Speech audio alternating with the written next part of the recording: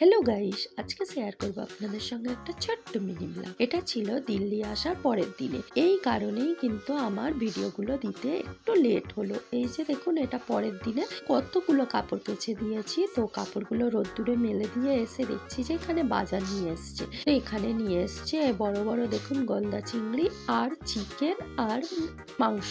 তো আজকে কি করব, তো সেগুলোই সব আপনাদের সঙ্গে শেয়ার করব। আর অনেক দিন পরে রান্না করছি জানেন তো, খুব ভালো লাগছে। তা এতদিন তো ঘুরে ফিরে গায়ে হাওয়া লাগিয়ে ঘুরছিলাম।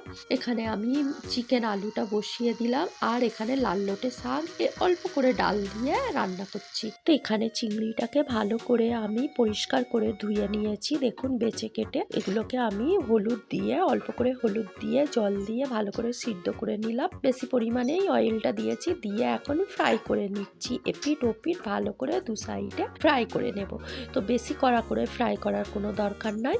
আজকে আমি গলদা চিংড়িটা রান্না করব কিন্তু সর্ষে পোস্ত আর কাজু দিয়ে। কাজু সর্ষে পোস্ত একসঙ্গে বেটে নিয়েছিলাম, টমেটো দিয়েছি। এখানে মাংসটা রান্না করে নিচ্ছি কুমড়ো আলু দিয়ে। এখানে দেখুন গলদা চিংড়িটা হয়ে গিয়েছে, কত সুন্দর কালার এসছে দেখুন। আপনাদের কেমন? তো অনেকদিন পরে জমিয়ে ভালো করে আমি রান্না করলাম, বেশ ভালো লাগছে। আর জানেন তো, দারুণ টেস্টি হয়েছিল গলদা চিংড়িটা। আপনাদের কেমন লাগছে অবশ্যই বলবেন। আজকে মিনি ব্লগ এখানেই এন্ড করলাম, টাটা।